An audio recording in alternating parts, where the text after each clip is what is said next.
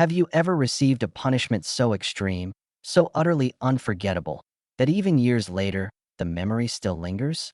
Maybe it was something that seemed normal at the time, a consequence you thought you deserved, until you grew up and realized just how twisted it really was. Parents are supposed to guide and discipline their children, but sometimes their punishments cross the line from strict parenting to downright cruel and unusual. From faking their own deaths to scare their kids, to locking them in dark closets with imaginary monsters, to even throwing them into garbage cans as a lesson, some parents have taken things to an unimaginable level. These are real stories from real people, stories of punishment so severe that they've left a lasting scar, both physically and emotionally. So buckle up, because today, we're diving into some of the worst parental punishments ever recorded. And trust me, you won't believe how far some of these parents went. If you're new here, make sure to subscribe to Reddit True Vault for more shocking, real-life stories. Now, let's get into the first one. Story 1. Parents fake their death to scare their child. I was just a kid when it happened, but even now, as an adult, the memory still haunts me. It started with a stupid fight, one of those meaningless sibling squabbles over a toy or the last cookie.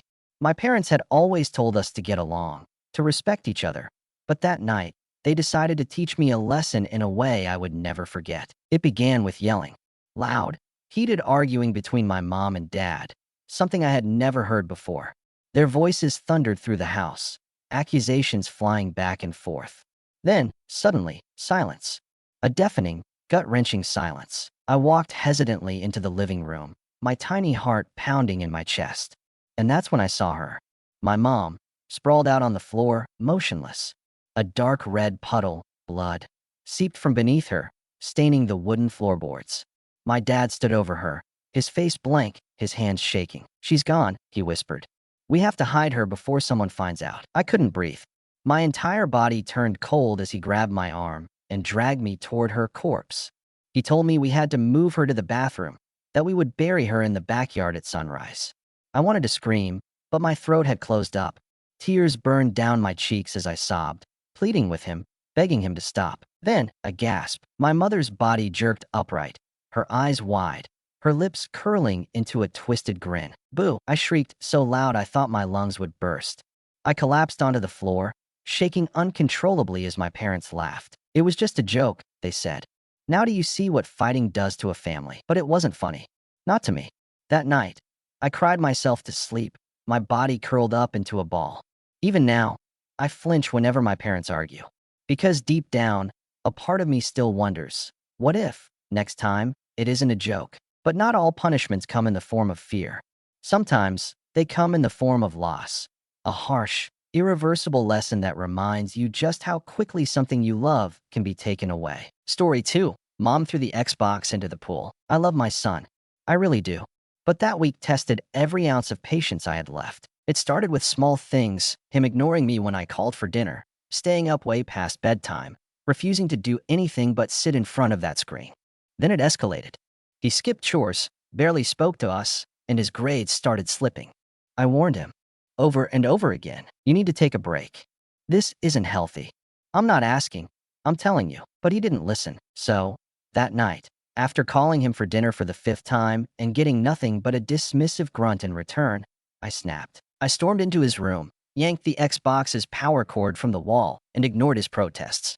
He barely had time to process what was happening before I marched to the nearest window, slid it open, and with one swift motion, I hurled the console into the air. For a split second, time slowed. I saw his eyes widen, his mouth fall open in shock. He let out a scream, the kind of scream you'd expect from someone watching their entire world collapse. He bolted after it, racing to the backyard as if he could somehow reverse what had just happened. But it was too late. The Xbox hit the water with a loud splash, then sank into the deep blue like a shipwreck. He stood there, trembling, staring at the rippling surface, his reflection distorted by the water. And in that moment, I saw it, realization. For the first time in his life, he understood. Anything can be taken away. Just like that. Losing something valuable is one thing. But losing your entire world, your home, your comfort, your sense of belonging, that's an entirely different kind of punishment. Story 3. Sent to Grandma's house for the entire summer. I didn't think much of it at the time. It was just a stupid joke, something a little brother does to annoy his older sister. I had a piece of gum, I was bored, and I figured, why not? So, without thinking, I pulled the sticky, chewed up mess from my mouth and smushed it right into my sister's hair. She screamed. Loud. I laughed until I saw the look on my mom's face. She didn't yell. She didn't scold me. She just stood up, walked to my room, and started packing my suitcase. At first, I thought she was bluffing.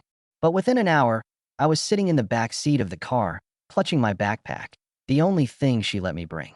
No clothes, no phone, no iPad.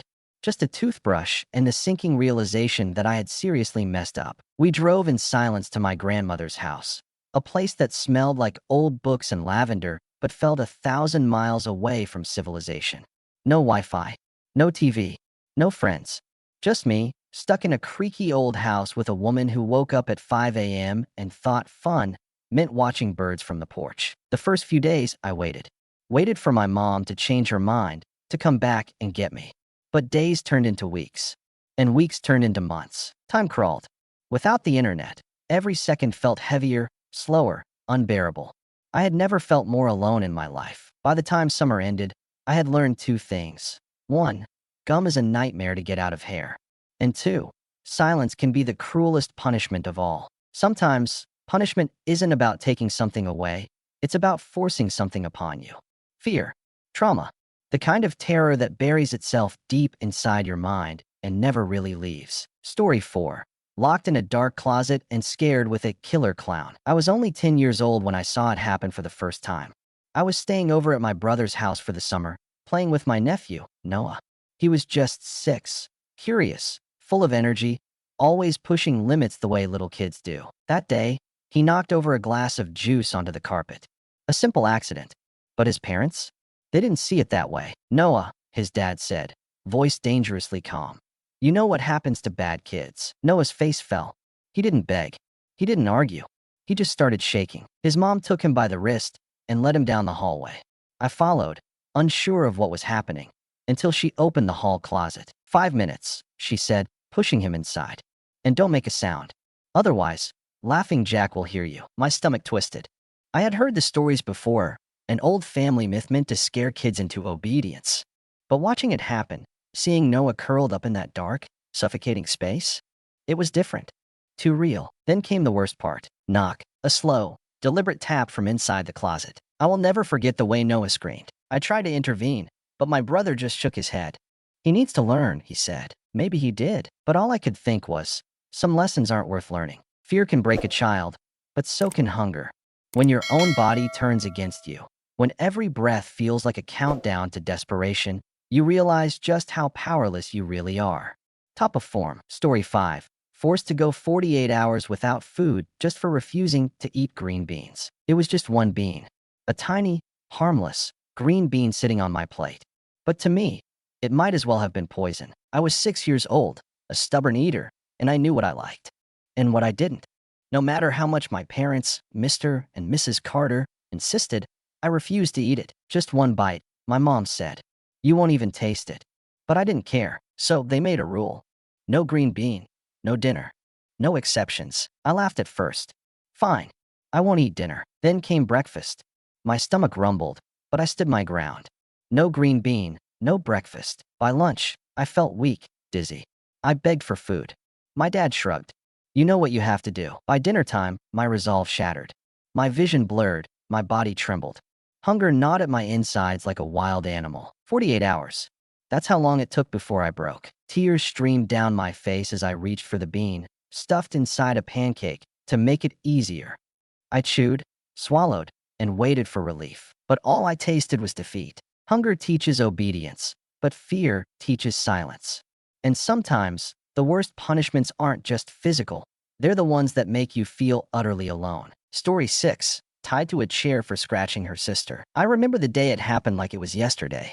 Not because I was the one being punished, but because I was the only witness. It started as a normal sibling fight, just harmless bickering over a toy. But then, in the heat of the moment, Emily's hand slipped, and her little sister, Sophie, let out a sharp cry.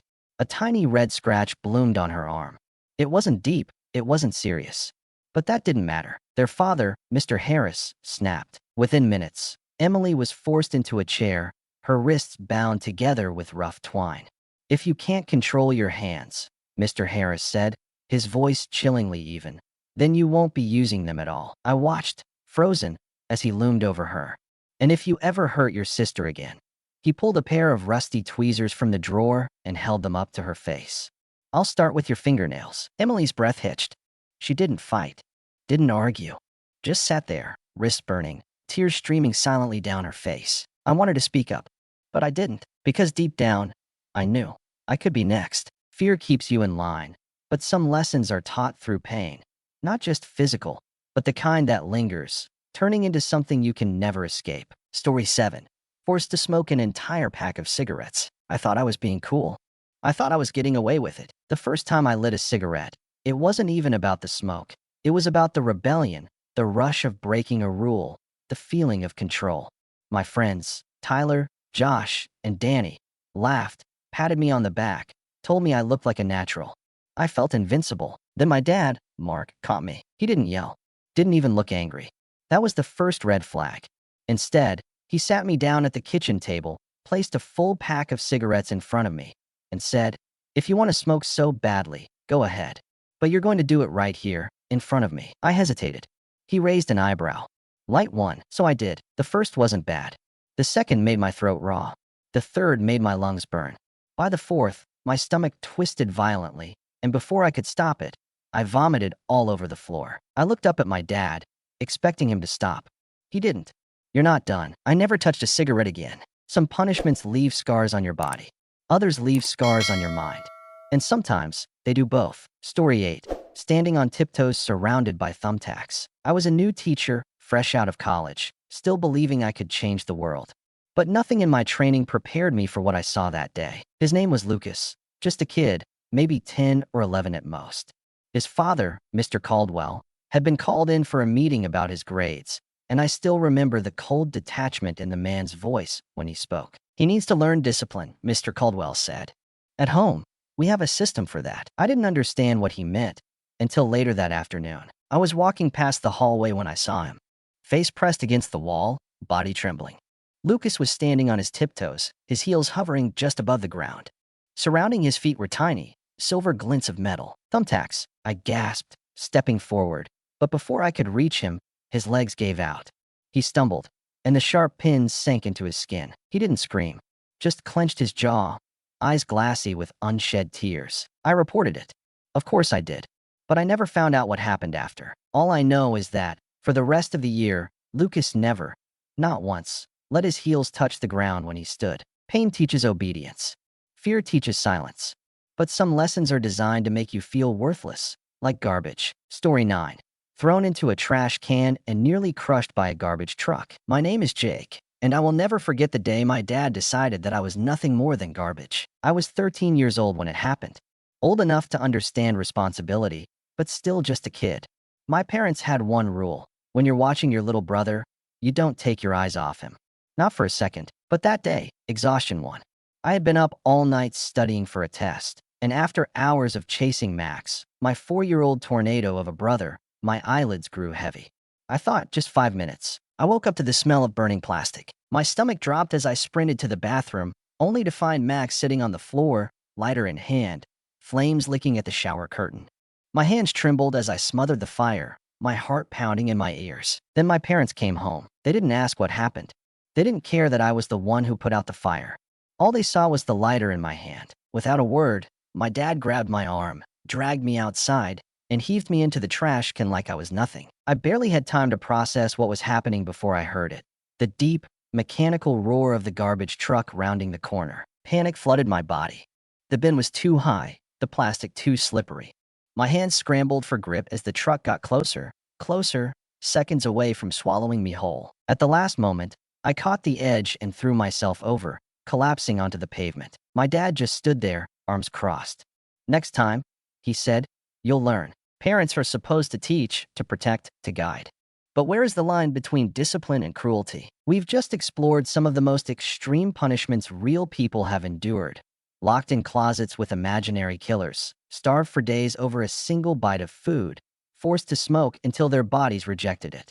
But what if these weren't just stories? What if, right now, a child somewhere is standing on their tiptoes, heels hovering above a bed of thumbtacks, because their parents believe pain is the best teacher. Where does discipline end and abuse begin? Is it when the punishment leaves physical scars, or when it creates wounds no one can see? Now, I have to ask, have you ever experienced something like this? A punishment so severe, so unforgettable, that even years later, the memory still lingers like a ghost? If you have, you're not alone. And if you want to hear more true, shocking stories, make sure to subscribe to Reddit True Vault. Because trust me, there are even darker stories out there.